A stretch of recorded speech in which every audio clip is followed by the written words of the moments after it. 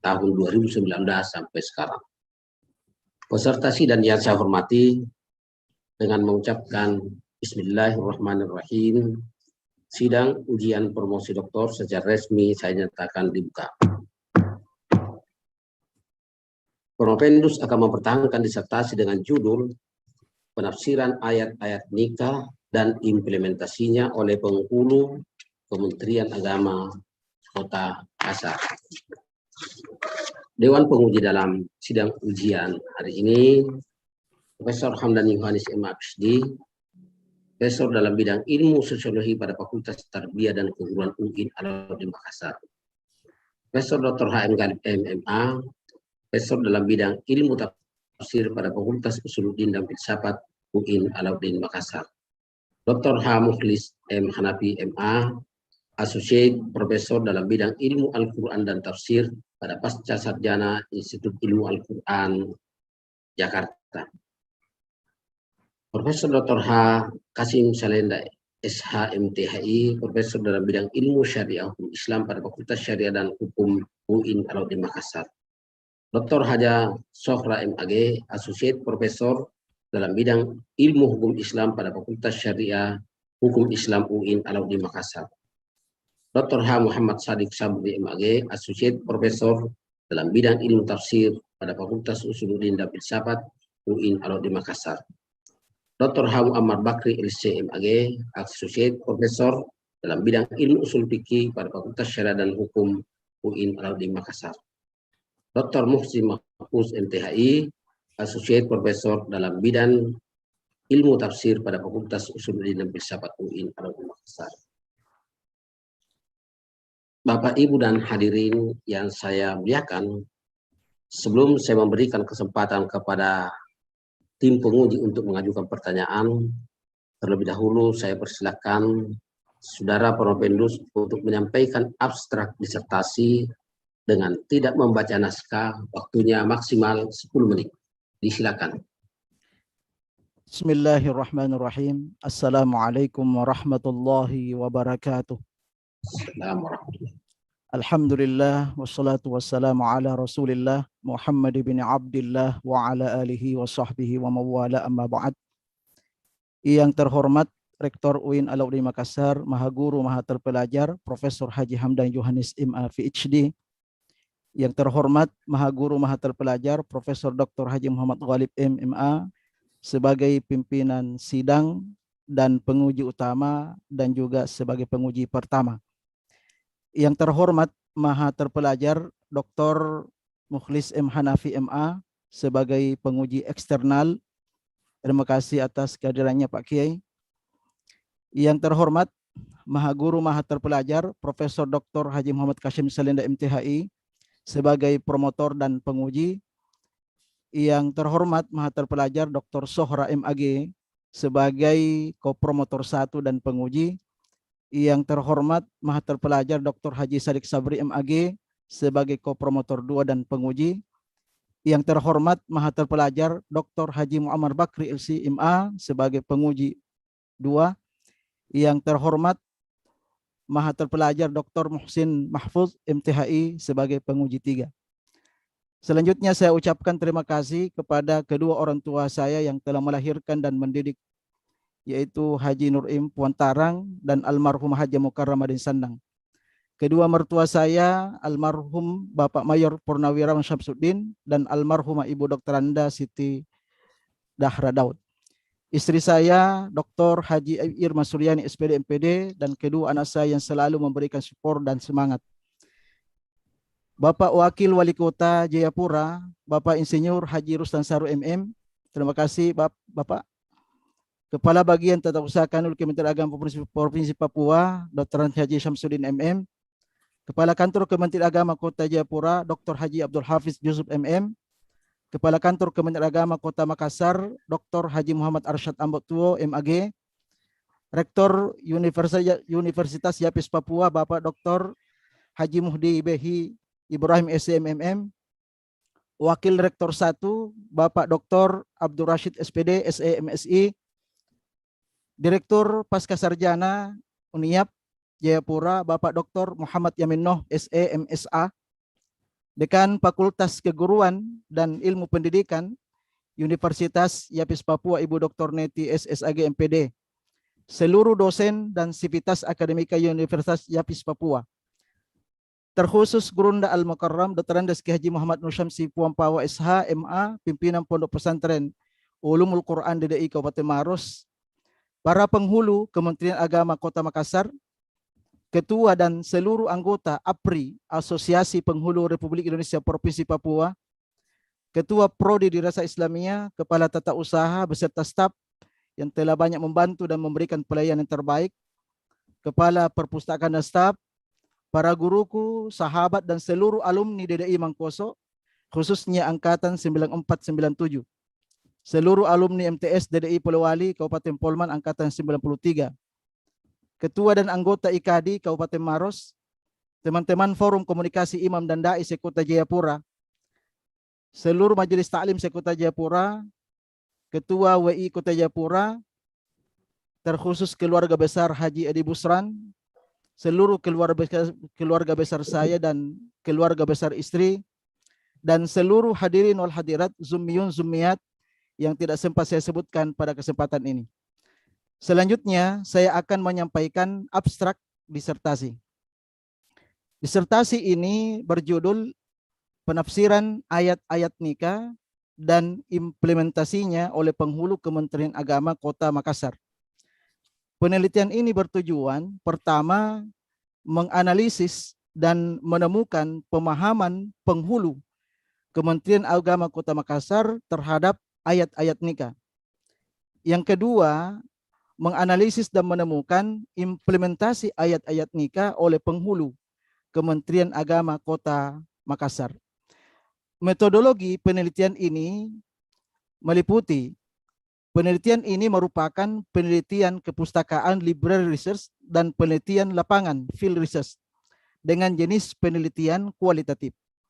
Sumber data dari kedua jenis penelitian ini adalah Al-Quranul Karim, kitab-kitab tafsir, dan penghulu Kementerian Agama Kota Makassar.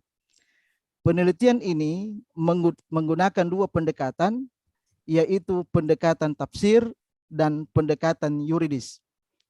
Teknik pengumpulan data adalah melakukan telaah terhadap ayat-ayat nikah serta kitab-kitab tafsir, serta melakukan wawancara, observasi, dan dokumentasi.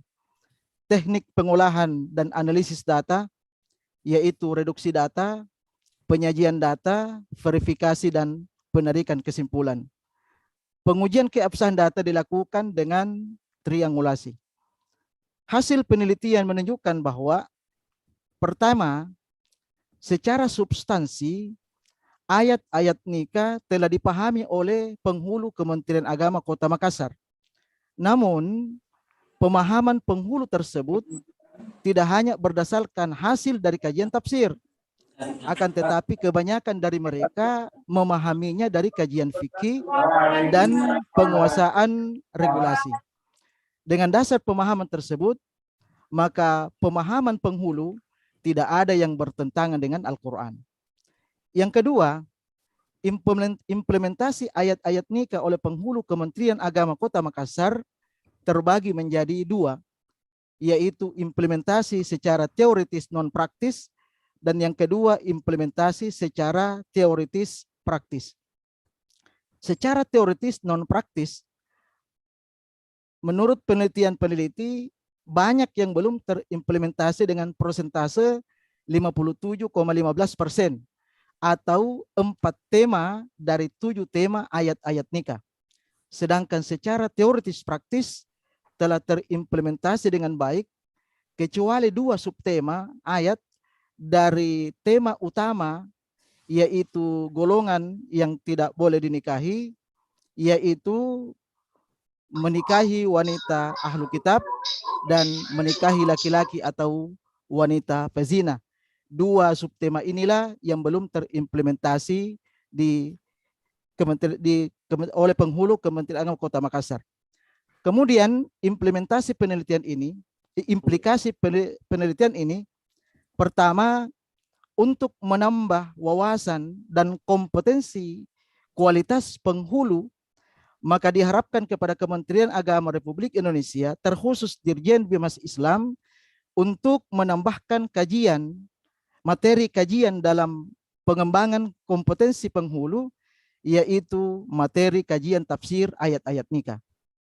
Kedua, Dirjen Bimas Islam sebagai institusi di bawah penghulu diharapkan dalam menyusun silabus kursus pernikah atau bimbingan perkawinan menekankan pada materi fikih munakahat secara komprehensif.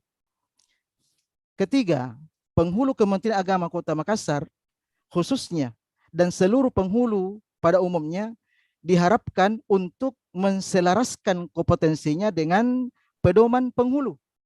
Di antara kompetensi yang dimaksud adalah melakukan pengkajian terhadap masalah-masalah hukum munakahat, di antaranya melalui kajian tafsir dan lebih khusus terkait dengan ayat-ayat nikah. Demikian dan terima kasih. Wassalamualaikum warahmatullahi wabarakatuh. Terima kasih, Saudara Prof. Selanjutnya kita masuki babak pertanyaan. Untuk kesempatan pertama saya persilakan Bapak Dr. Muhsin Mahfuz MTHI. Disilakan waktunya 7 menit. Silakan. Ya. Terima kasih. Assalamualaikum warahmatullahi wabarakatuh. Waalaikumsalam warahmatullahi wabarakatuh. Alhamdulillah, syukurillah, la haula wa la quwwata illa billah. Yang saya hormati Ketua Sidang Promosi, saya hormati External Examiner Pak Dr. Muflis Hanafi, saya hormati para Dewan Penguji dan Dewan Konstor, Saudara Prof. Pendus, Saudara Haji Muhammad Nur. Pertama sekali saya mengapresiasi apa yang saudara tulis berdasarkan penelitian. Ya, menurut saya penelitian meskipun ini sederhana, tetapi apa yang ditemukan ini sangat bermanfaat sebagai informasi untuk kita tentang peningkatan kualitas kepenghuluan di khususnya di Kementerian Agama. Hal yang pertama yang menarik untuk saya minta ya jawaban atau komentar dari saudara Bung Pendus adalah bahwa di dalam tradisi Bugis Makassar, ya, karena ini penelitiannya di Kota Makassar nih, ada akan dua hal yang berbeda ya, yaitu mahar dan uang panai.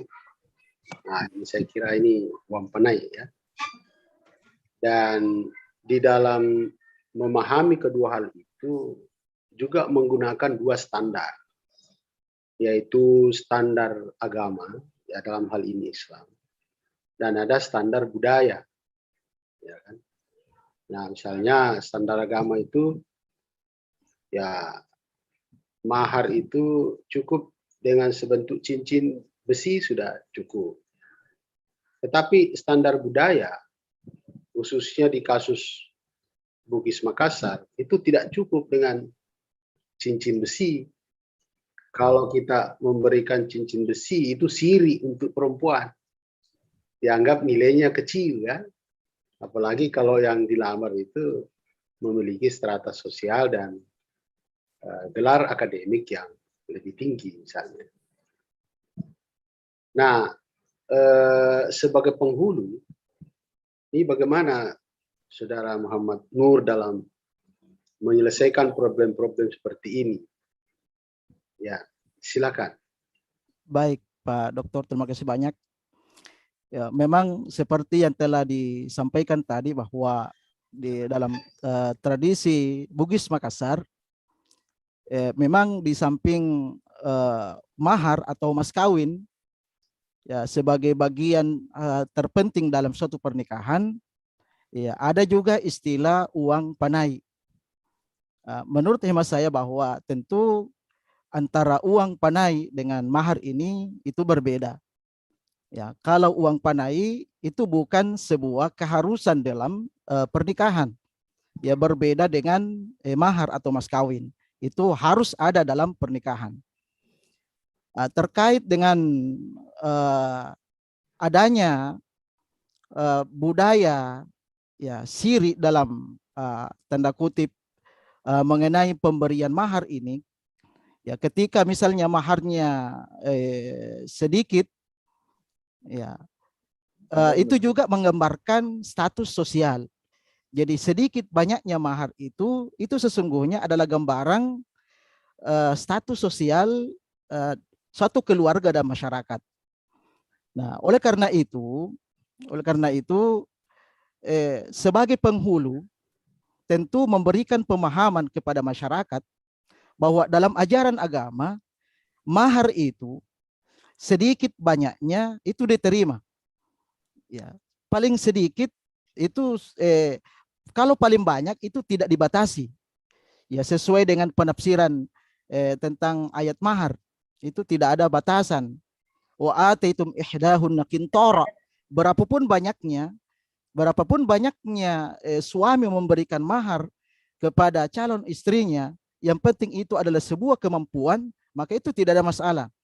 Sementara batas minimal memang ada beberapa pendapat para ulama mengenai batas minimal daripada suatu mahar itu.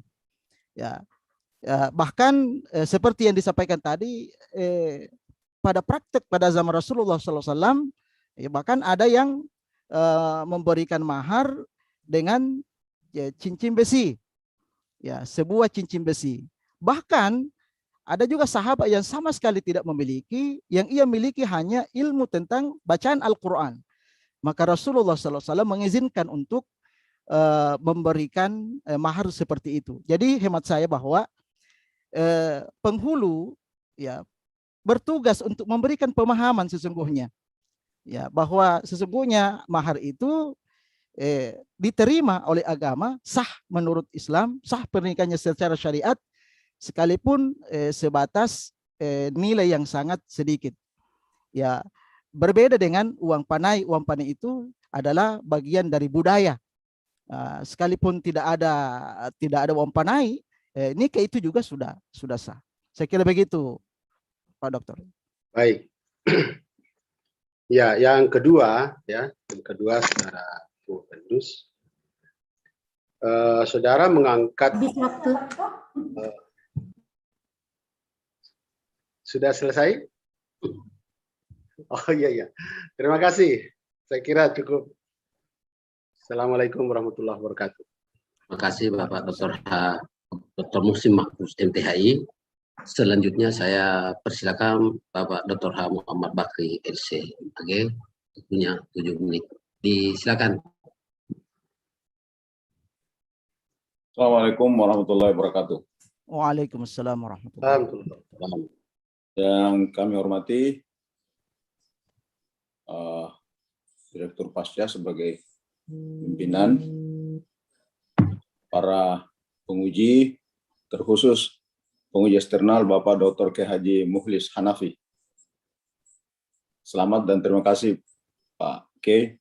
hadir bersama kita di ujian munakasyah ini. Hadirin hadirat dan khusus pada saudara Promovendus. Saudara peneliti, di masyarakat kita itu ada istilah yang sepertinya dibedakan antara nikah dengan kawin. Jadi masyarakat kita sepertinya sering mengucapkan kata-kata nikah ataupun kawin yang artinya dibedakan. Nah, menurut Promovendus, apakah pemahaman masyarakat ini juga dipahami seperti itu oleh para penghulu kita, membedakan istilah nikah dengan kawin. Kan kadang ada biasa yang mengatakan satu kali nikah, kawinnya sering kali gitu. Nah, jadi kan sudah ada perbedaan-perbedaan. Atau mungkin ada yang lebih itu sudah pernah kawin tapi belum nikah, itu lebih parah lagi tuh. Ya. Nah, menurut Prof. Vendus, apakah istilah ini dipahami seperti itu, seperti mainstream masyarakat Muslim oleh penghulu kita di Kota Makassar? Baik. Ya, silakan. Iya. Sesuai dengan wawancara yang saya lakukan kepada beberapa penghulu, ya memang terkesan bahwa apa yang mereka pahami terkait dengan perbedaan nikah dengan kawin itu tidak jauh berbeda yang dipahami oleh umumnya masyarakat. Ya, saya wawancarai beberapa penghulu dan semuanya itu saya sudah tuliskan di halaman 143 dan seterusnya. Iya. Cukup. Kalau demikian, bagaimana konsep sesungguhnya dari Al-Quran? Apakah itu dibedakan istilah itu? Iya. Nikah dengan kawin. Sebelum saya masuk kepada saya mengangkat satu potongan ayat, misalnya wala tankihu ma nakaha aba'ukum minan nisa. Jangan kalian menikahi apa yang sudah dinikahi, siapa yang sudah dinikahi oleh bapak kalian. Apa maknanya di situ nikah dalam ayat? Apakah nikah itu berarti nikah atau berarti kawin? Baik. Ya, silakan. Itu dulu. Baik, itu dulu yang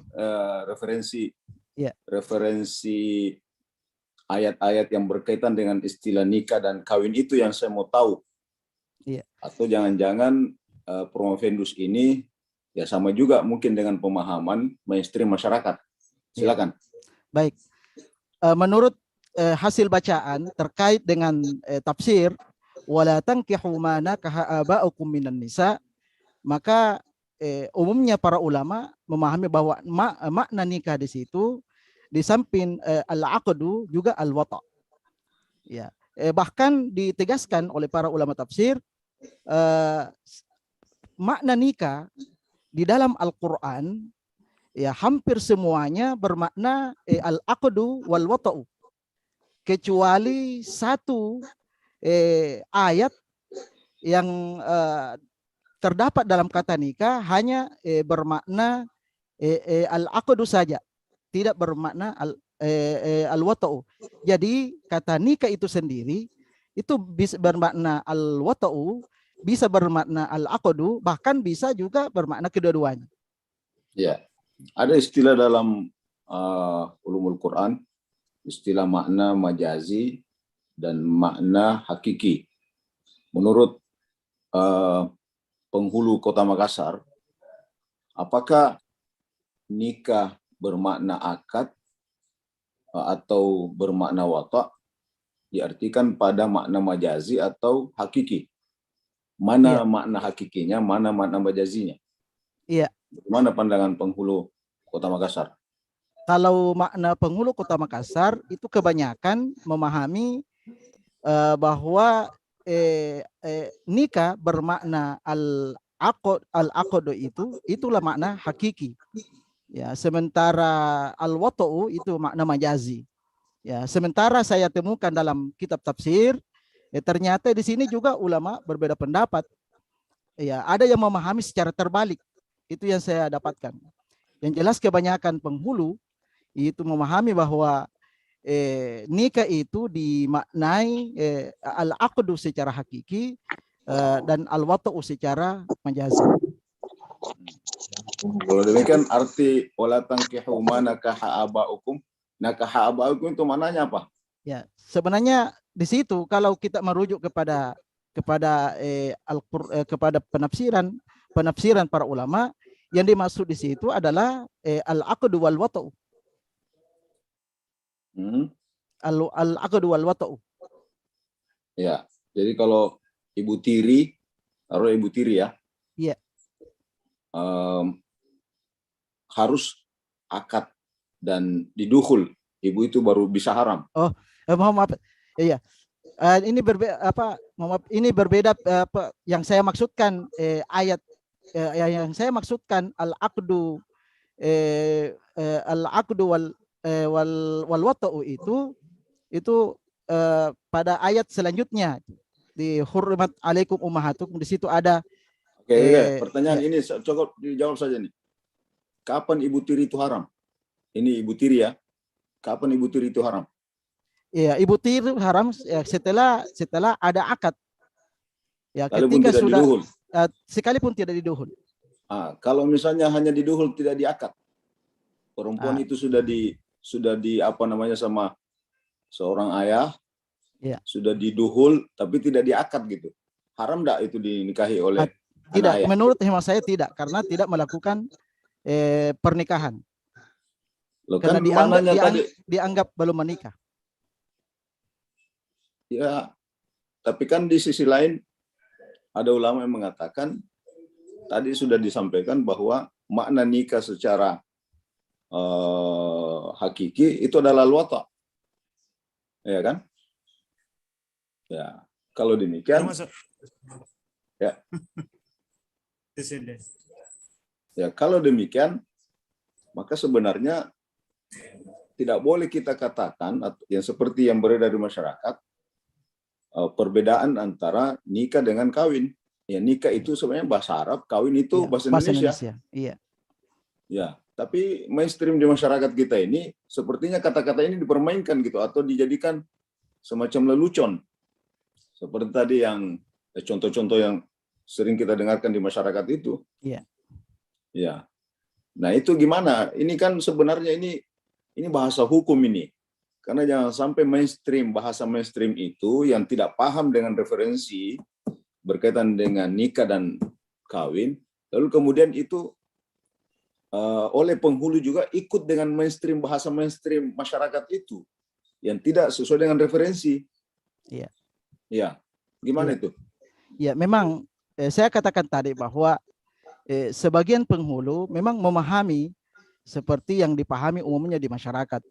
Tetapi di sisi lain juga ada beberapa penghulu yang memang betul-betul memahami. Oke. Paham enggak para penghulu makna nikah indal Hanafiyah, makna nikah indal Syafi'iyah, makna nikah indal Hanabilah, makna nikah indal Malikiyah. Jadi makna nikah indal al-madhahibil arba'. Paham enggak itu?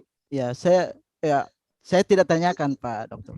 Oh. Ya, jadi secara umum saja apa makna nikah ya tanpa mengkhususkan menurut imam mazhab.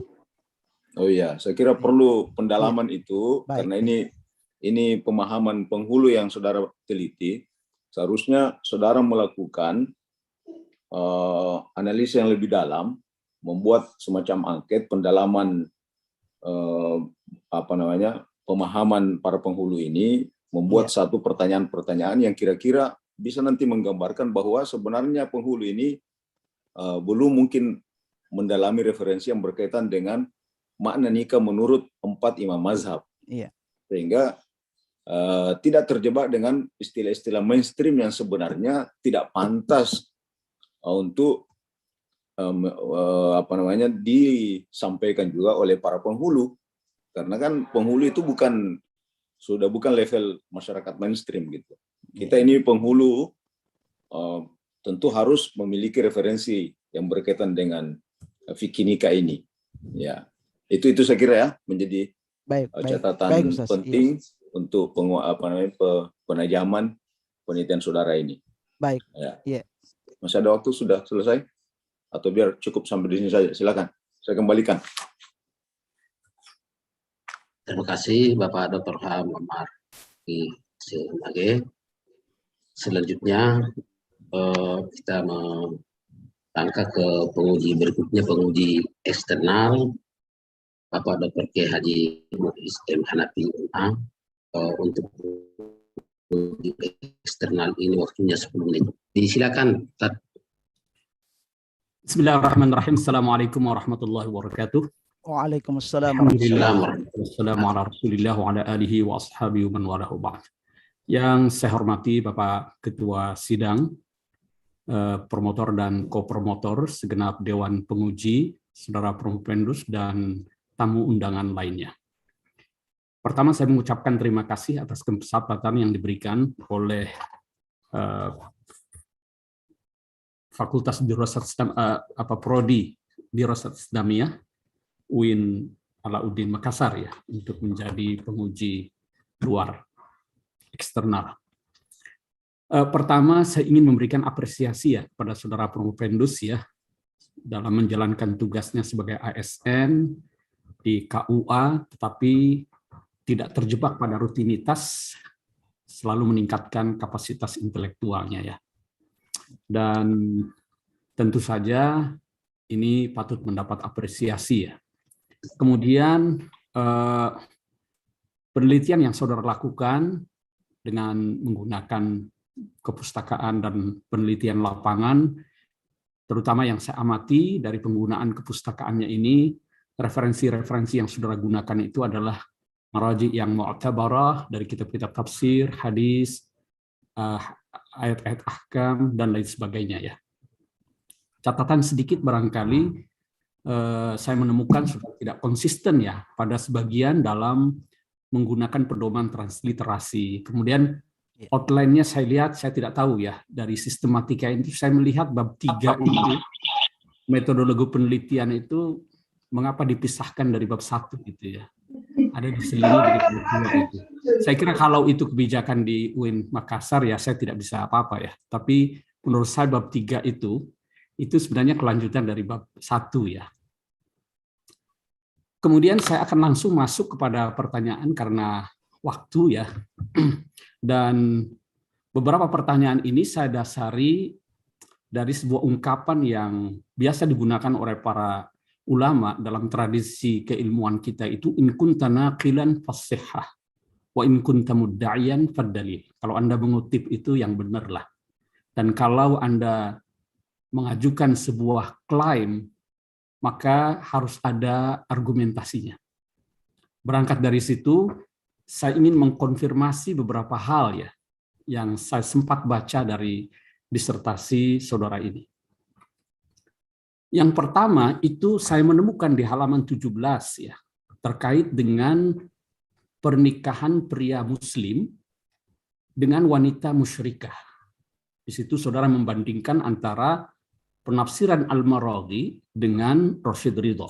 Dari segi metodologi, saudara mengatakan ya, dari segi metodologi bahwa Rashid Ridho itu berpendapat bahwa kata musyrikah dalam ayat itu maksudnya adalah musyrik Arab. Anda mengatakan itu al-ibrah bi khususis sabab.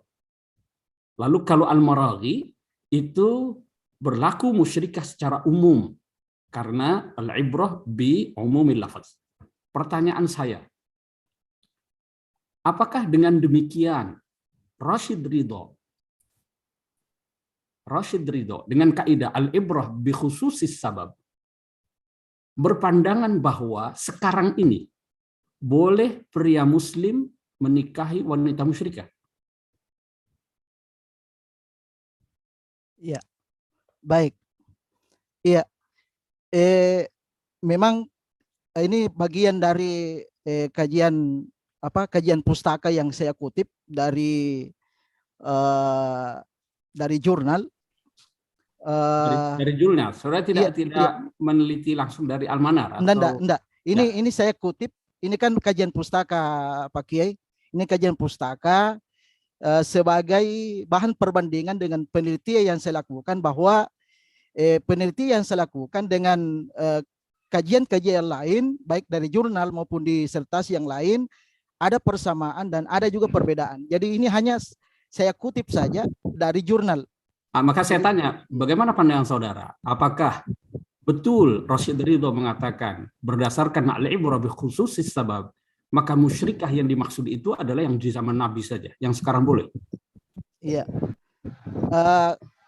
Kalau secara detail, karena ini bukan dari bagian dari tulisan saya, tapi saya berpendapat bahwa kalau kita merujuk kepada Al-Quran memang ya, karena rujukannya itu bukan hanya dalam surah Al-Baqarah mengenai pelarangan menikahi wanita musyrik, tetapi juga kepada di ayat yang lain dalam surah dalam surah An-Nisa yang ternyata bahwa ahlul kitab khususnya wanita ahlul kitab itu diperbolehkan untuk dinikahi. Ya, dengan dasar inilah sehingga apa yang diungkapkan oleh Rashid Ridha dalam kitab tafsirnya ketika membandingkan dengan Al-Maraghi, saya pikir berarti itu merujuk kepada umumnya pendapat para ulama yang mengatakan bahwa pembolehan menikahi wanita ahlul kitab. Bahkan inilah hubungannya dengan hasil penelitian saya di kantor urusan agama se-Kota Makassar, bahwa ayat-ayat wanita menikahi wanita musyrik atau wanita ahlul kitab ini itu belum terimplementasi, ya, karena selama ini kita lihat aturan yang berlaku bahwa menikah itu syaratnya harus seagama, tidak boleh beda agama. Padahal Al-Quran membolehkan boleh beda agama, yang penting itu wanita ahlul kitab. Baik, pertanyaan saya itu masih seputar musyrikah ya, belum pindah ke ahlul kitab tadi itu ya.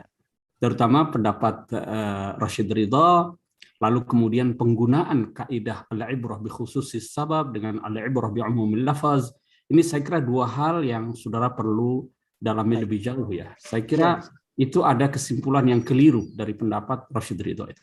Baik. Kemudian yang kedua, ini saya ingin mengkonfirmasi di halaman 63 itu ya. Terkait dengan ayat Az-zani la yankihu illa zaniyatan aw musyrikah. Tadi dari Pak Dr. Muammar menyinggung soal al-wat' al-aqd.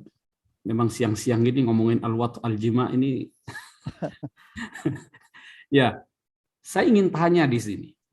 Singkat saja. La yankih. Apa maksudnya di sini? Al-aqd apa al-jima' atau al-wat'? Al-aqdu. Al-aqdu? Naam. Baik. Kalau yang saudara maksud itu, kalau mayoritas ulama bagaimana? Jumhur ulama. Al-wata'u. Al-aqdu al-wata'u. Kalau menurut saudara? Kalau menurut saya terkait dengan asbabun nuzul daripada ayat nikah itu, tadi. Kata nikah itu apa? Ya. Nikah itu kan apa? Al-aqdu apa al-wata'u? Al-aqdu wal-wata'u. Dua di sini. Kalau dalam ayat ini itu al-aqdu wal-wata'u. Dua. Dua-duanya? Iya. Oke. Menurut jumhur ulama, ini saudara yang mengutip, memaknai dengan wata' atau jima'. Pertanyaan saya adalah, bagaimana saudara menerjemahkan ini? Sebab saya lihat di sini, saudara menerjemahkannya atau memahaminya, laki-laki yang berzina tidak mau menyetubuhi kecuali dengan perempuan yang berzina dan musyrik. Tidak mau. Lalu pada alinea berikutnya tidak akan ridho menikahi. Tidak mau ini apa maksud saudara? Tidak mau ini.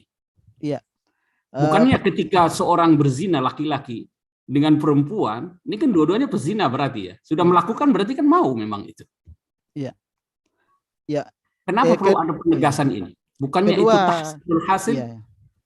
Kedua ungkapan yang saya tulis dalam terkait dengan penafsiran ayat tersebut, itu kan bagian dari kutipan saya dalam kitab-kitab tafsir. Ya, mungkin dari aspek pembahasaannya atau penerjemahannya yang mungkin belum sempurna. Ya, yang jelas yang dimaksud di situ adalah laki-laki yang berzina itu tidak mengawini, itu kalau dalam pemaknaan zahirnya, ya, tidak mengawini melainkan perempuan yang berzina juga. Nah, dari kata ini berkembanglah itu. Ya, apakah mengawini dari aspek akad atau jima? Iya. So nanti saudara akan bertemu pada yang terakhir sudah tulis di halaman paling di baris paling bawah. Haram hukumnya menikahi selain dari keduanya, laki-laki pezina dengan wanita baik-baik. Apakah betul itu? Haram laki-laki pezina menikah dengan wanita baik-baik? Haram. Haram? Sesuai dengan walaupun ayat dia ini, muslim, sama-sama muslim? Ya, karena laki-lakinya pezina, perempuannya baik-baik. Haram hukumnya. Karena ayat ini memang pelarangannya ditujukan kepada dua-dua, apakah itu laki-laki maupun perempuan, laki-laki pezina maupun perempuan pezina. Habis waktu. Oh, baik. Ini saudara bisa dalami lagi ya. Itu Baik. memang ayat ini agak pelik ini. Iya. Ya. Karena saya punya guru besar, Profesor Ibrahim Khalifah, itu mengkritik penafsiran Ibnu Abbas dalam tafsir Ibnu Katsir terkait dengan ini. Itu sebenarnya Anda bagus temukan dalam tafsir Al-Alusi. Ini soal, sebenarnya itu adalah ayat untuk takbih az-zina. Maka persoalannya di sini adalah bukan persoalan mau atau ridha, tapi persoalan al-liyaqah wa adamul liyaqah. Patut atau tidak patut. Soal kepatutan. Sebenarnya masih ada lagi, tapi waktunya sudah habis. Terima kasih. Saya ini sebenarnya ada terakhir itu. Penghulu ini sering menyerahkan buku nikah, iya? Atau buku kawin? Buku nikah. Saudara menjalankan undang-undang pernikahan atau undang-undang perkawinan? Undang-undang perkawinan. Kenapa bukunya buku nikah, bukan buku kawin? Iya. Terima kasih. Assalamualaikum warahmatullahi wabarakatuh. Waalaikumsalam warahmatullahi wabarakatuh. Terima kasih Bapak Dr. K. Haji Mukhlis Hanafi MA. Selanjutnya saya persilakan Bapak Profesor Dr. Hasim Salenda SH MTHI. Silakan, waktunya 7 menit.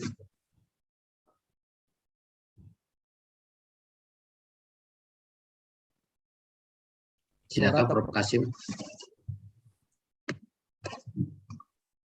Baik, terima kasih. Assalamualaikum warahmatullahi wabarakatuh. Waalaikumsalam warahmatullahi wabarakatuh. Bapak Direktur, sebagai pimpinan sidang munakasyah promosi pada sore ini yang saya hormati, penguji eksternal kita yang saya muliakan, Pak Dr. Mukhlis Hanafi, Dewan Munakis yang lain yang saya hormati, para hadirin, ya banyak supporter ini dari Papua ya, Papua atau Irian? Jayapura, Prof. Oh, Jayapura ya. Iya. Lain Papua, lain Jayapura ya. Ya. Selamat. Saudara Promopendus, suatu karya ilmiah itu salah satu ciri yang sangat penting dari suatu karya ilmiah itu, apalagi seperti disertasi, adalah nilai novelty-nya. Dapatkah saudara mengilustrasikan apa yang menjadi novelty dari karya saudara ini? Silakan. Baik, Prof. Iya. Sesuai dengan hasil penelitian yang saya lakukan, paling tidak ada 2 novelty yang saya dapatkan berdasarkan pendekatan yang saya lakukan dalam penelitian ini. Pertama, pendekatan tafsir, dan yang kedua pendekatan yuridis. Ya, pada pendekatan tafsir saya menemukan, ya, berdasarkan pengalaman dalam penulisan karya tulis ini,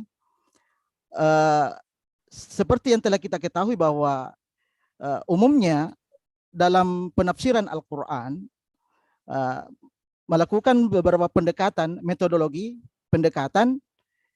Dalam hal ini ada 4 yang sangat masyhur, yaitu tahlili, ijmali, muqaran, dan maudhu'i. Nah, kalau merujuk dari metodologi pendekatan tafsir ke-4 ini, dibandingkan dengan tulisan saya dalam penafsiran ayat-ayat nikah, itu sebenarnya tidak ada yang masuk kriteria. Ya, bukan juga sebagai tahlili, bukan sebagai ijmali, bukan sebagai muqaran, dan juga bukan sebagai maudhu'i. Memang di situ ditetapkan tema atau objek kajian yaitu masalah nikah, tapi bukan berarti itu sudah dikatakan sebagai maudhu'i, tidak. Nah, oleh karena itu ini dalam menurut hemat saya bahwa pendekatan yang saya lakukan dalam penafsiran ayat-ayat nikah ini itu saya namakan, ini saya sendiri yang namakan, yaitu pendekatan tafsir maudhu'i bayani. Inilah yang tentu penamaan ini betul saya adopsi dari metode pendekatan tafsir maudhu'i, tapi yang saya maksudkan tidak seperti itu.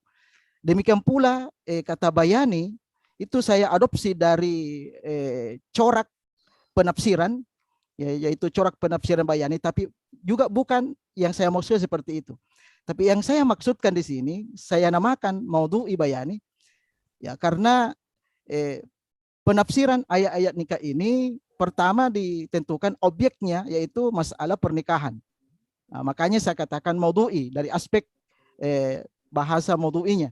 Kemudian bayaninya itu penjelasan, di mana pada ayat ini saya berikan penjelasan berdasarkan penafsiran para ulama dengan tujuan apa? Tujuan untuk memahami ayat-ayat tersebut sehingga maksud dan dari tujuan penafsiran ini dapat tercapai, apalagi ketika dikaitkan atau ingin diperbandingkan dengan pemahaman, misalnya pemahaman penghulu.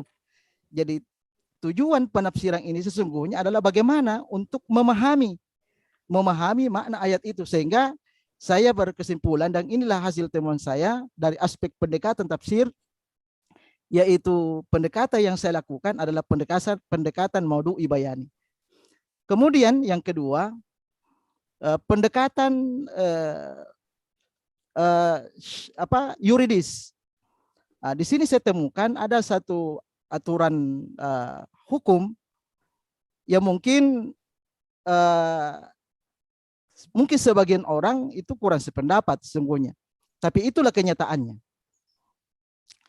Yang saya maksudkan adalah hasil temuan, penelitian ini dalam seperti yang saya sampaikan tadi, bahwa implementasi ayat-ayat nikah khususnya subtema menikahi wanita ahlul kitab itu belum terimplementasi. Ini artinya apa? Padahal seperti yang saya sampaikan tadi dan juga saya tulis dalam disertasi ini, menikahi wanita ahlul kitab saat ini itu sesungguhnya diperbolehkan, Al-Quran membolehkan. Ya, sekalipun banyak ulama yang memahami bahwa betul itu dibolehkan, tapi tetap dihindari karena mudaratnya jauh lebih banyak daripada manfaatnya. Nah, oleh karena itu aspek yuridis yang saya temukan sebagai novelty bahwa aturan Al-Quran itu atau pembolehan Al-Quran itu boleh saja tidak dilakukan, boleh saja ditinggalkan dan diganti dengan aturan yang lain selama itu mendatangkan kemaslahatan. Inilah yang saya temukan berdasarkan temuan yang saya lakukan di Kementerian Agama Kota Makassar. Saya kira itu, Prof. Apakah Anda setuju dengan pendapat Atupi? Idza ta'aradal maslaha wan nas quddimatil maslahah. Iya. Ya, inilah yang sesungguhnya yang diikuti oleh aturan, bahwa memang kita dahulukanlah kemaslahatan itu, ya, sehingga inilah yang menjadi regulasi dan itu tidak bisa dirubah lagi, ya, karena kemudaratan jauh lebih banyak daripada kemaslahatannya. Saya kira begitu, Prof. Sudah cukup. Terima kasih. Assalamualaikum warahmatullahi wabarakatuh. Waalaikumsalam. Terima kasih Bapak Profesor Dr. H. Kasim Salenda SHMTHI. Selanjutnya saya persilakan Ibu Dr. Haja Sohra M. Agil. Ya, 7 menit. Silakan Bu. Ya, terima kasih. Assalamualaikum warahmatullahi wabarakatuh. Waalaikumsalam warahmatullahi. Alhamdulillah rabbil alamin. Yang saya hormati Bapak Direktur Pasca Sarjana sekaligus sebagai pimpinan sidang. Yang saya hormati Bapak Penguji Eksternal Bapak Kiai Dr. Muhlis Hanafi, dan yang saya hormati Bapak Dewan Penguji dan Bapak Promotor yang saya hormati, dan Dewan Promotor yang saya hormati, dan hadirin yang hadir bersama-sama dengan kita pada kesempatan ini, dan terkhusus Saudara Promopendus. Dari beberapa pertanyaan, semuanya sangat menarik apa yang telah disampaikan. Saya ingin bertanya kepada Promopendus terkait dengan disertasinya ini tentang penafsiran ayat-ayat nikah dan implementasinya pada KUA Kementerian Agama Kota Makassar. Ya, dalam penelitian ini ada klasifikasi ayat-ayat nikah. Ya, salah satunya adalah tentang sikap yang terdapat pada Quran surah An-Nisa ayat 35. Ya, karena berbicara tentang implementasi, yang ingin saya dapatkan penjelasan dari Saudara Promopendus, bagaimana KUA Makassar ini mengimplementasikan ayat tentang sikah tersebut. Apakah sudah dijalankan dengan baik jika melihat fenomena perceraian itu begitu banyak dan semakin hari semakin jumlahnya itu semakin meningkat? Bagaimana menurut Promopendus? Silahkan. Baik, ya, terima kasih banyak Ibu Dokter. Memang salah satu ayat yang saya angkat, dan ini saya masukkan klasifikasi ayat-ayat nikah bagian dari pasca nikah 1, yaitu tentang syiqaq. Wa in khiftum syiqaqa bainihima fab'atsu hakaman min ahlihi wa hakaman min ahliha ila akhir. Terkait dengan bagaimana implementasi ayat ini, seperti yang telah saya tulis bahwa hasil dari kajian ini, implementasi ayat-ayat nikah saya bagi 2. Yang pertama ada teoritis non praktis, yang kedua implementasi teoritis praktis. Ayat tentang syiqaq ini itu masuk kategori penemuan implementasi teoritis non praktis. Apa yang saya maksudkan dengan teoritis non praktis? Ya, yang saya maksudkan teoritis non praktis ini bahwa ayat-ayat ini diimplementasikan oleh penghulu Kementerian Agama ya, dalam kursus pranikah, dalam bimbingan perkawinan, atau sifatnya non formal dalam nasihat perkawinan yang dilakukan oleh penghulu. Jadi sifatnya hanya memberikan ilmu, ya, pengetahuan kepada masyarakat mengenai ayat ini, bahwa di dalam Al-Quran diajarkan apabila terjadi syiqaq atau pertengkaran atau masalah dalam rumah tangga, fab'atsu hakaman min ahlihi wa hakaman min ahliha.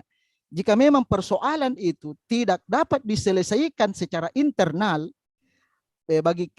bagi suami istri, maka hendaknya dia mengutus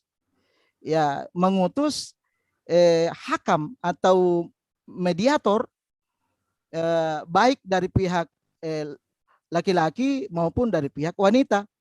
Nah, tujuannya adalah untuk mendamaikan keduanya. Jadi implementasi ayat ini sesungguhnya hanya bersifat penyampaian sosialisasi ayat ini. Ya, mengenai apakah ayat ini setelah disampaikan di masyarakat, khususnya kepada catin calon pengantin dalam kursus pranikah, ada pengaruh atau tidak?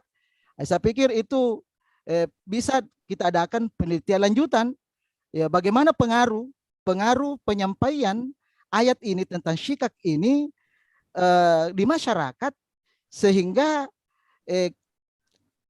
kondisi satu keluarga itu bisa harmonis dengan memahami ayat ini.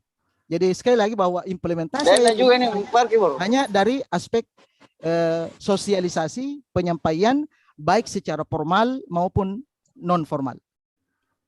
Ya, jadi menurut saudara, apa yang dilakukan oleh Kementerian Agama dalam hal ini sosialisasi kepada para calon itu orang mobil titip, jadi makanya kasih samar plat.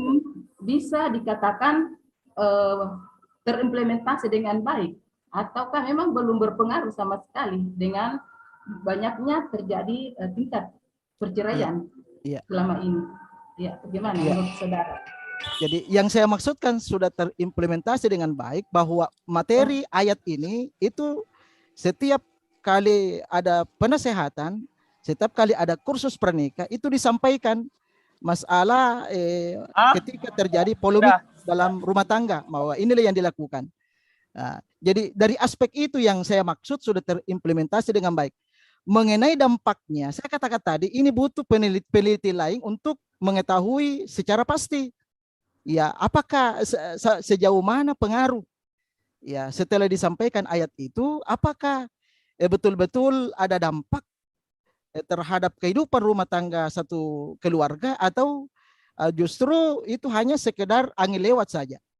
Jadi saya kira ini butuh penelitian berikutnya, Ibu Dokter. Oke, baik. Saya kira sudah cukup dari saya, dan saya kembalikan kepada Bapak pimpinan sidang. Terima kasih. Terima kasih Bu Dr. Haja Sofra MAG. Selanjutnya saya persilakan Bapak Dr. H. Muhammad Sadiq Sabri MAG. Terima kasih. Assalamualaikum warahmatullahi wabarakatuh. Waalaikumsalam warahmatullahi wabarakatuh. Alhamdulillahirabbil alamin, wassalatu wassalamu ala asyrafil anbiya'i wal mursalin, sayyidina wa maulana wa habibina wa syafi'ina Muhammad wa ala alihi wa ashabihi ajma'in, amma ba'du. Yang terhormat pimpinan sidang, juga terkhusus kepada penguji eksternal Bapak Dr. Kiai Haji Mukhlis Hanafi MA, juga kepada Dewan Penguji yang lainnya serta hadirin yang berbahagia. Ada hal yang cukup menarik dari disertasi ini, misalnya pada halaman 263 itu disebutkan bahwa sebetulnya para penghulu di Kota Makassar itu memahami secara sama menyangkut tujuan pernikahan. Nah, tetapi ada pertanyaan lanjutan dari situ. Misalnya, apakah penghulu memahami juga diksi yang digunakan oleh Al-Quran? Misalnya, litaskunu ilaiha, mengapa bukan litaskunu alaiha? Karena litaskunu ilaiha itu juga dipakai misalnya dalam Quran surah Al-A'raf ayat 189, liyaskuna ilaiha. Nah, mungkin para penghulu di Kota Makassar itu memahami diksi yang digunakan oleh Al-Quran, ataukah ada penjelasan lain dari penelitian Promovendus? Silakan. Baik, iya.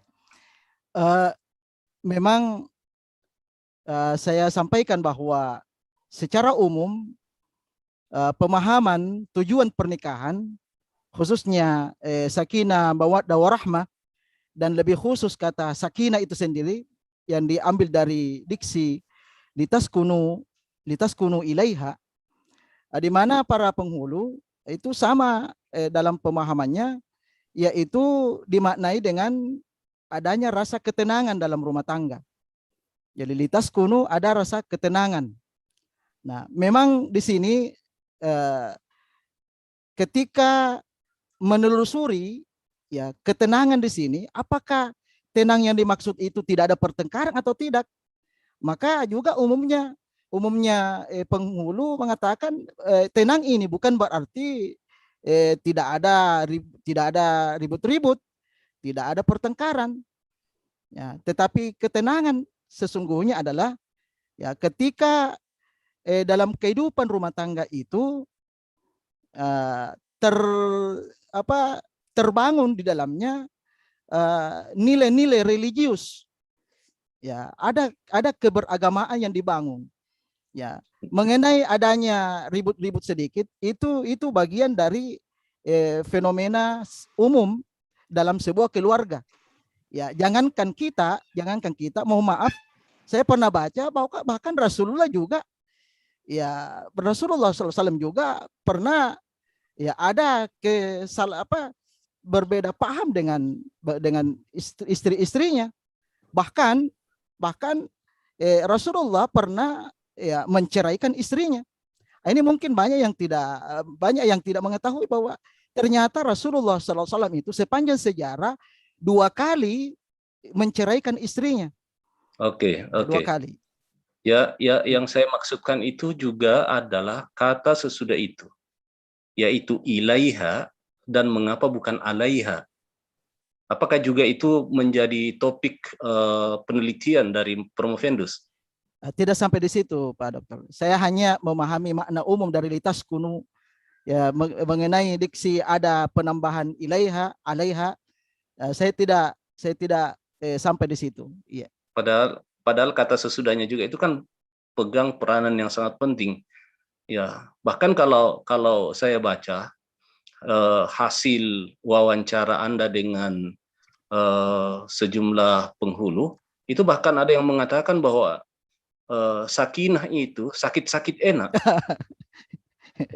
ini kan juga ya satu frase yang digunakan atau idiom yang digunakan oleh penghulu dengan maksud untuk menyatakan apa itu sakit-sakit enak.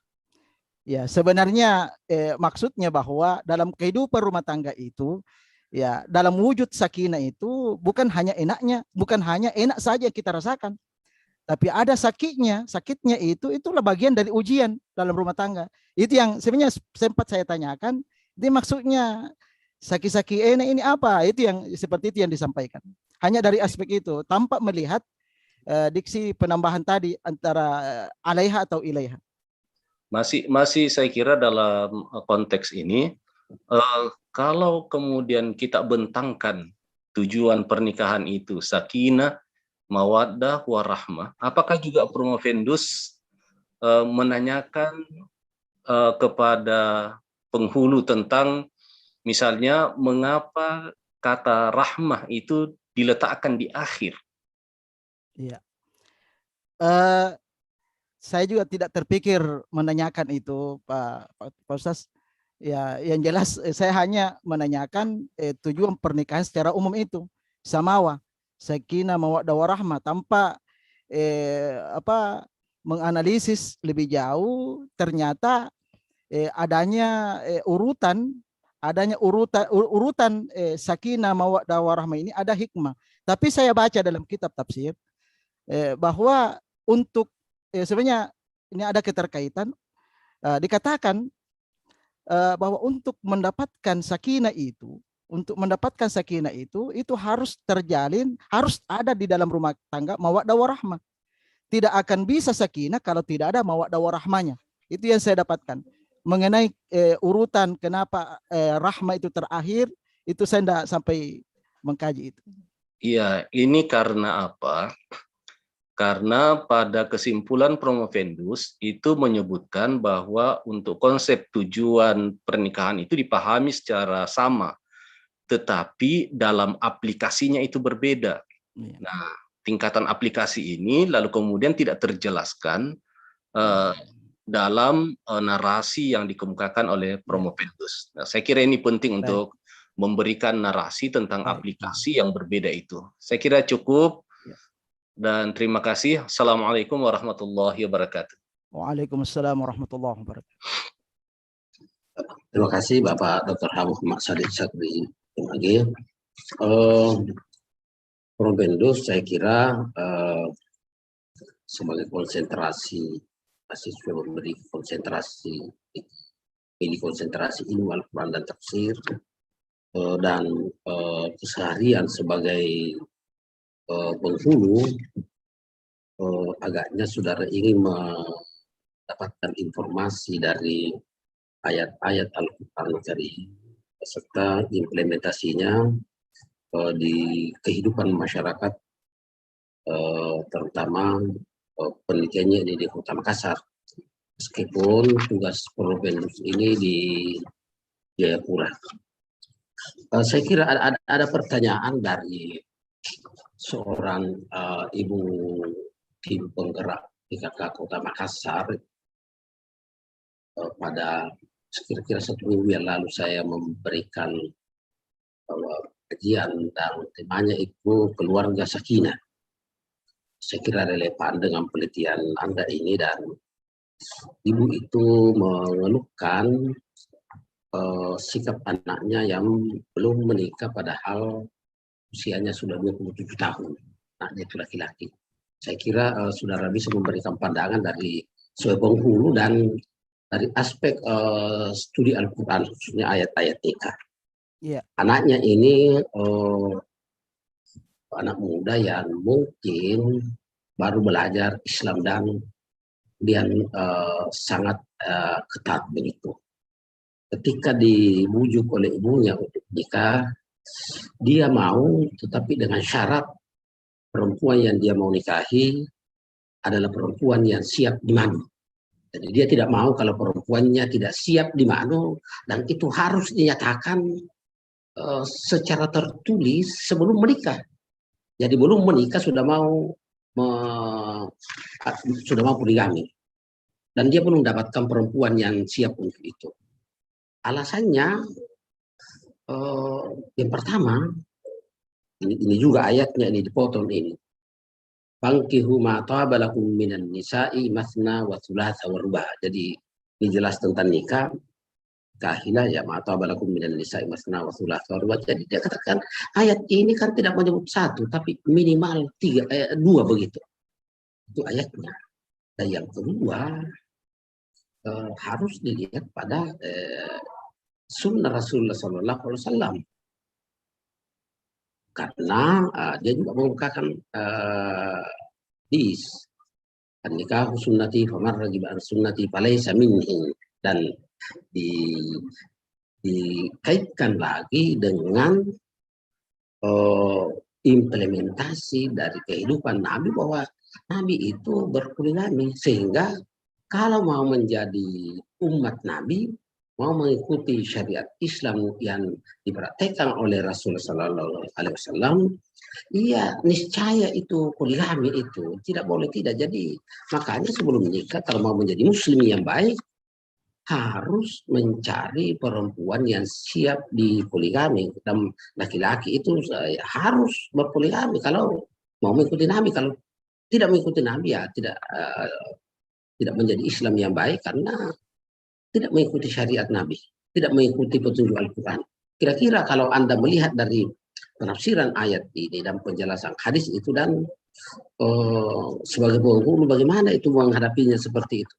Baik. Silakan. Iya. Pertama, saya punya analisis sendiri terkait dengan masalah ini. Sebenarnya nasihat itu ya sebenarnya tidak, kalau saya pribadi itu saya tidak tujukan kepada pemuda itu. Ya, tapi saya tujukan kepada calon wanita-wanita yang ingin menikah dengan dia, berikan pemahaman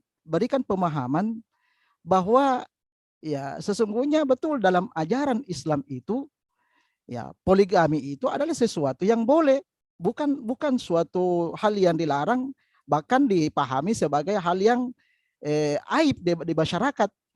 Ya, sebenarnya pemahaman terhadap wanita itu bahwa inilah sesungguhnya ajaran Islam. Namun dengan demikian ada penegasan bagi yang ingin berpoligami itu, ya tentu ada aturan yang harus mengikatnya.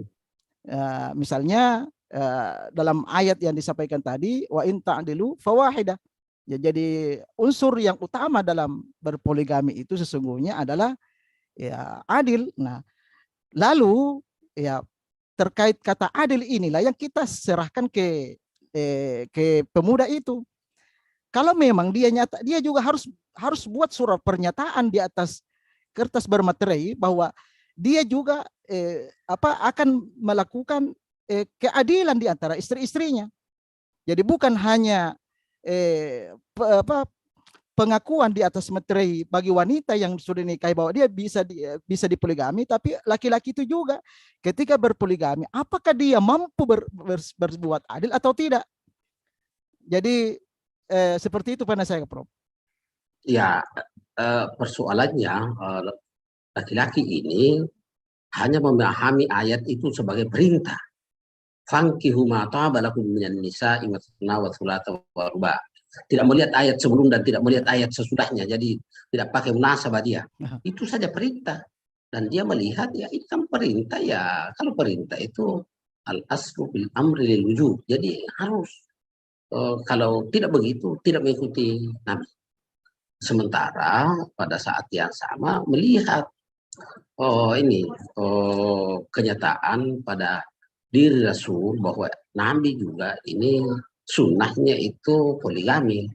Nah, kira-kira ini bisa kan diberikan penjelasan mana itu, apa betul itu bahwa sunnah itu poligami itu sunnah atau bagaimana itu, sehingga kalau tidak berpoligami itu seolah-olah tidak sah sebagai umatnya Rasul. Karena seperti itu yang pemahamannya itu tadi anak muda itu. Dan ini mungkin kita tidak tahu, mungkin juga banyak itu ini dari kelompok-kelompok kajian ini kelompok-kelompok kajian yang saya kira memang penghulu harus hadir di lapangan dan berikan seperti itu. Yang problemnya adalah ketika kelompok-kelompok yang mengikuti pengajian itu hanya menerima kalau dari kelompoknya dan tidak menerima kalau dari yang lain. Itu. Ini kan di Makassar ini, jadi kasusnya di Makassar, penelitiannya juga Anda di Makassar. Itu saya kira. Yang terakhir saya kira saya ingin mendapatkan gambaran ini temuan penelitian Anda. Iya. Apa temuan penelitian Anda ini yang tentang iya. Sebagaimana yang saya tulis dalam disertasi ini, khususnya di bagian kesimpulan bahwa pertama temuan saya penghulu Kementerian Agama Kota Makassar secara substansi itu sudah memahami ayat-ayat nikah. Hanya saja pemahamannya itu tidak sepenuhnya berdasarkan kajian tafsir, tapi kebanyakan dari mereka memahami, dan ini hanya sekedar menghubungkan saya pemahamannya dengan pemahaman kajian fikih munakahat, karena dalam fikih munakahat juga di situ ada ayat-ayat. Jadi melalui kajian fikih munakahat sehingga memahami ayat itu. Dan juga dikuatkan lagi dengan pemahaman penguatan regulasi, karena di situ juga berbicara tentang aturan pernikahan dan juga tidak keluar dari ajaran Al-Quran. Kemudian temuan yang kedua yaitu bahwa implementasi ayat-ayat nikah oleh penghulu Kementerian Agama Kota Makassar ada yang terimplementasi, ada juga yang tidak terimplementasi. Ya, ada juga terimplementasi dari aspek teoritisnya saja, tapi ada yang terimplementasi teoritis dan juga praktis. Saya kira demikian, Prof. Kasih.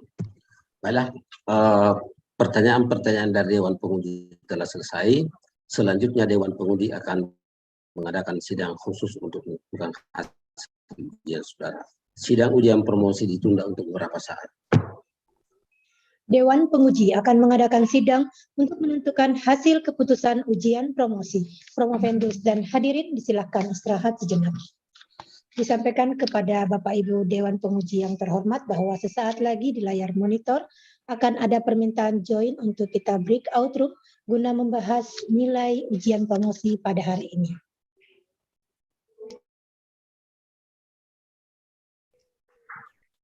Untuk saat ini, host kami sedang bekerja. Mohon bersabar Bapak Ibu.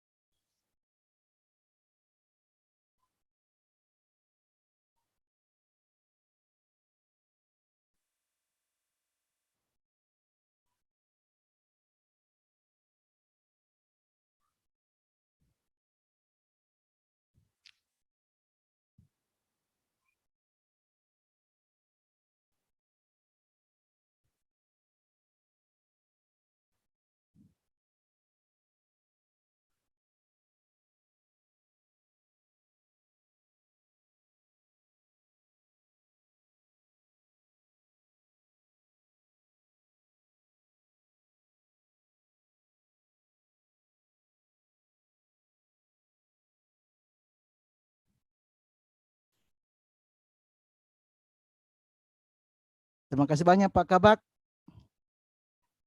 Iya, terima kasih banyak.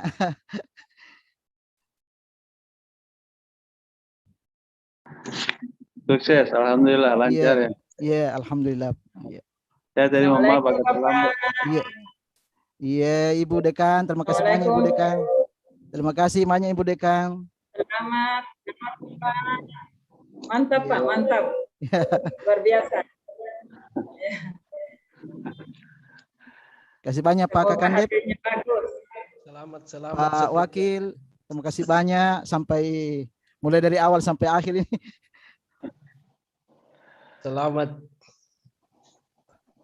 Insyaallah Muhammad Nur. Iya. Laut. Alhamdulillah. Alhamdulillah. Jadi penegasannya itu pangkihu satu saja di. Satu. Kita dijawab Busartinya mata wahidah. Ya. Tapi satu saja. Tapi dia lihat masnanya itu. Iya. Dia tidak lihat yang lain. Kan awalnya itu ayat pengantar. Lalu ditegaskan ada syarti lalu dijawab dengan syarat. Iya, betul. Begitulah kalau orang awam memahami Al-Qur'an. Iya. Dia cari yang menguntungkan. Banyak. Yang penting banyak. Iya. Kita Ustaz Muhammad sudah promosi juga.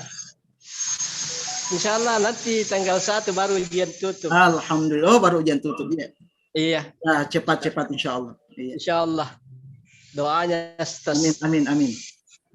Iya. Selamat Ustaz. Iya, terima kasih banyak. Selamat sama Ibu Dokter. Barakallah. Amin. Ini Ibu Dokter ini kalau mau cari pasangan ke Jayapura banyak di sana. Tok. Iya. Insya Allah. Aduh sudah dokter tapi belum ada pasangan jadi. Belum dapat belah, aduh. Amin. Mungkin keluar daerah dulu Ustaz ini cari. Iya. Harus hijrah dulu baru dapat yang terbaik. Iya, amin. Dan hijrah yang tepat itu ke Jayapura. Cuman tidak ditemukan, jadi kayaknya mungkin saya harus mencari ini. Iya, semoga dapat yang Amin. terbaik insya Allah. Insya Allah Ustaz, terima kasih banyak, sukses selalu bersama dengan Ibu Aji. Iya. Senangnya sudah semua promosi dokter, Masya Allah. Alhamdulillah. Iya.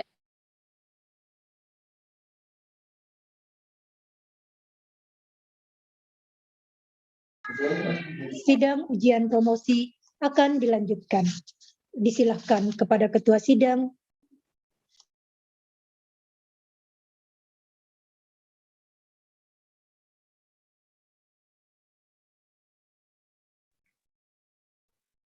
Sidang ujian promosi dilanjutkan. Penyampaian hasil keputusan Dewan Penguji. Telah memperhatikan satu, waktu yang ditempuh selama proses perkuliahan pada program doktor adalah 2 tahun 7 bulan 24 hari. 2. Nilai hasil ujian semester yang diperoleh selama studi pada program doktor rata-rata 3,97. 3. Nilai disertasi dan jawaban atas pertanyaan yang diajukan oleh Dewan Penguji dalam sidang ujian hari ini adalah 92.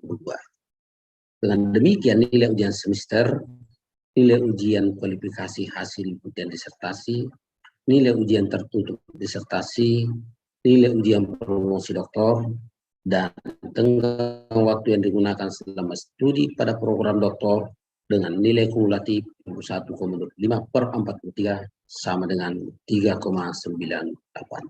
Porpendus nyatakan lulus dengan predikat cum laude.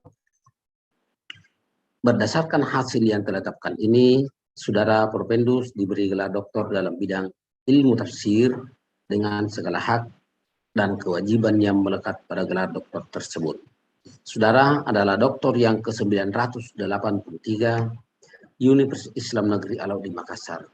Saudara berkewajiban menyerahkan disertasi kepada pimpinan pasca sarjana dan perpustakaan selambat-lambatnya 1 bulan setelah hari ini, yaitu tanggal 24 November 2021.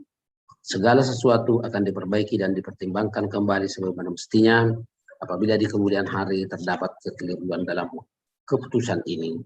Rektor, Direktur Pasca Sarjana Universitas Islam Negeri Alauddin Makassar, serta Dewan Penguji menyampaikan selamat atas keberhasilan Saudara Dr. H. Muhammad Nur, SHI, MAG.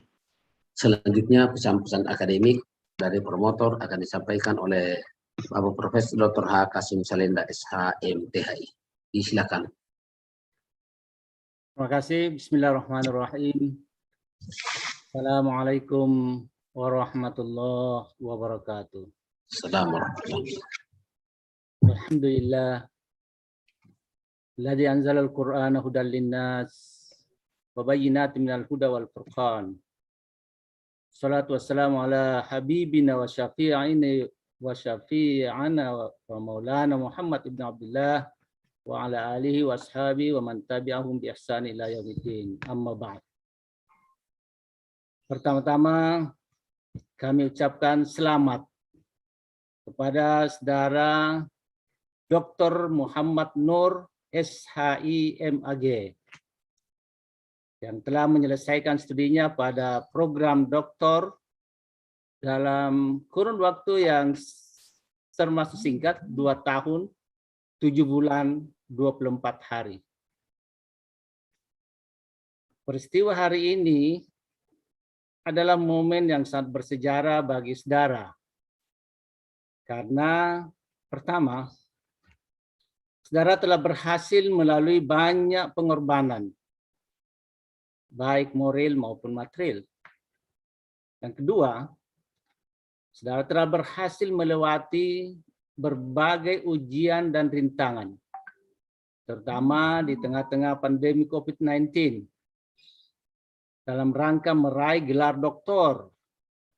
Dan gelar ini merupakan jenjang tertinggi dalam bidang akademik.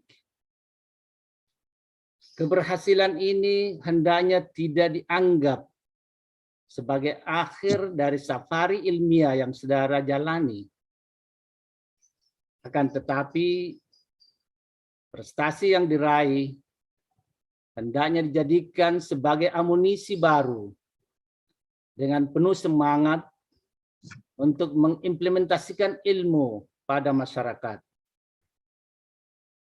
Penelitian saudara mengenai penafsiran ayat-ayat nikah dan implementasinya oleh penghulu Kementerian Agama Kota Makassar bertujuan untuk menganalisis dan menemukan pemahaman penafsiran akan ayat-ayat nikah dan implementasinya oleh penghulu Kementerian Agama Kota Makassar. Pemahaman terhadap ayat-ayat nikah melalui penafsiran para mufassir, baik klasik, pertengahan maupun kontemporer, dapat membantu seseorang, khususnya penghulu, dalam menyelesaikan perkara-perkara mengenai pernikahan. Penelitian ini sangat relevan dengan profesi peneliti, yakni penghulu. Sebagai penghulu, saudara dituntut untuk mengembangkan kompetensi, kualitas, dan profesi agar tampil lebih berwawasan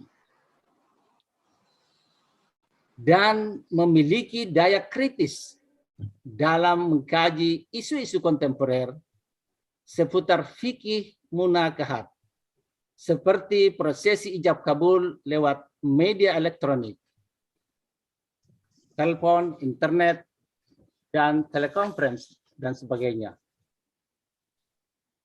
Pengucapan ikrar talak melalui pesan SMS, dan kasus-kasus lainnya yang tentu menuntut penyelesaian hukum dari perspektif keagamaan secara profesional dari seorang penghulu.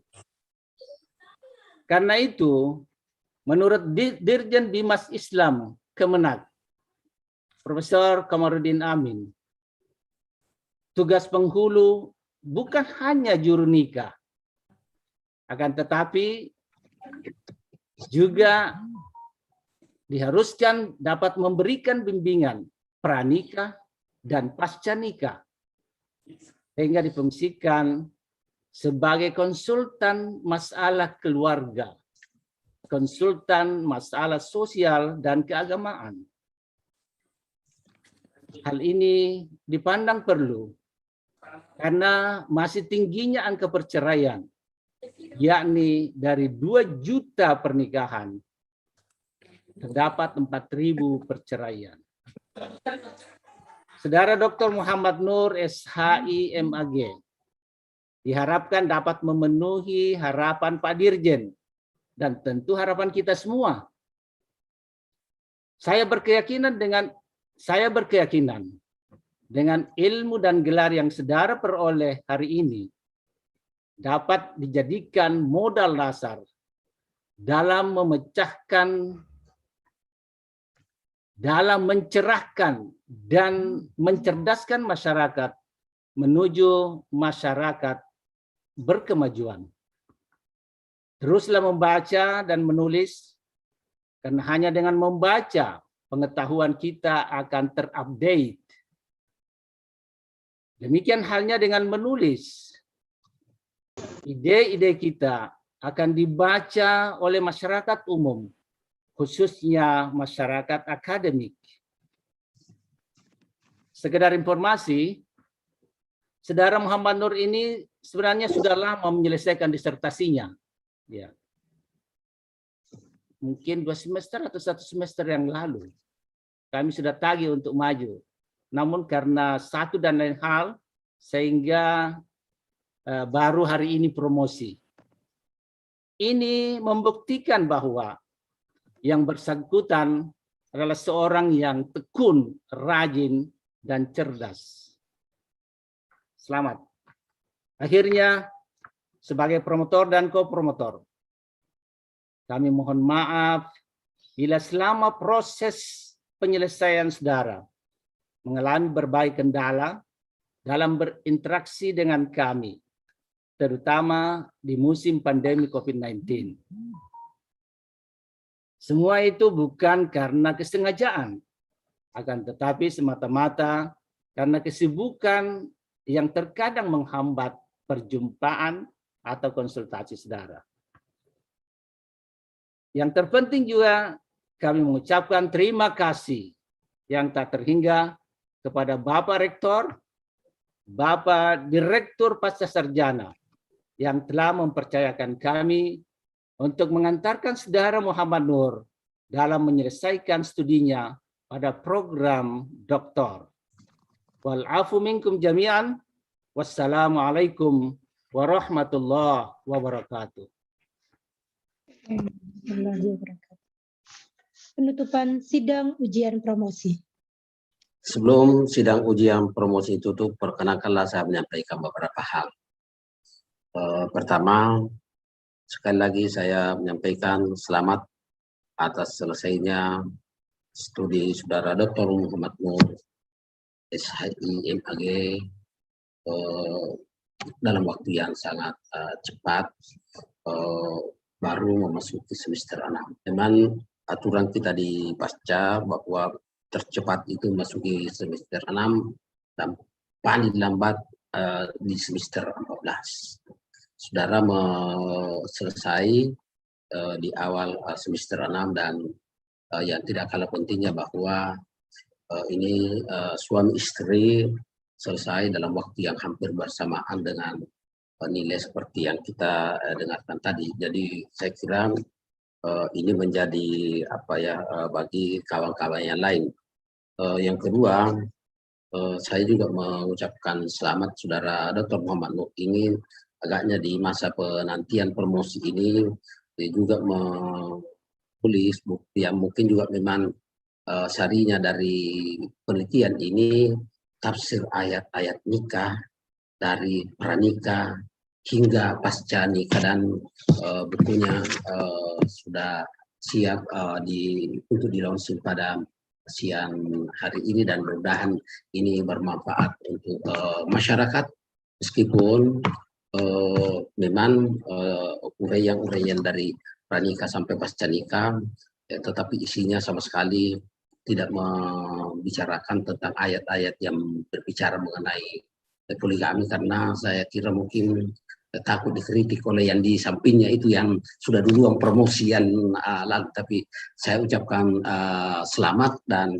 mudah-mudahan ini bisa untuk yang akan datang, karena saudara ini tugas utamanya sebagai penghulu, tapi bisa membagi waktu untuk menulis, dan mudah-mudahan nanti setelah ini juga bisa selesai, khususnya kembali mengabdi sebagai aparatur sipil negara di Papua dan berkhidmat di IAPIS Uniap Jayapura. Saya kira itu harapan kita, dan karena itu mudah-mudahan rahmat dan ridha Allah Subhanahu wa Ta'ala menyertai kalian berdua, suami istri yang hampir bersamaan selesainya.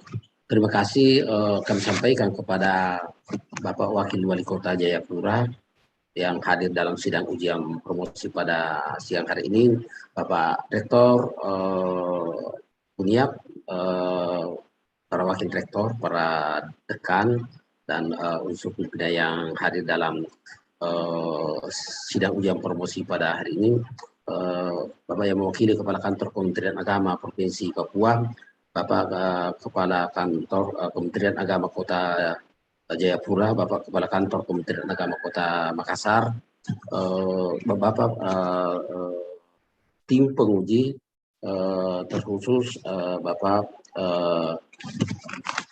Dr. Mukhlis Hanafi atas kehadirannya dalam sidang ujian promosi pada siang hari ini.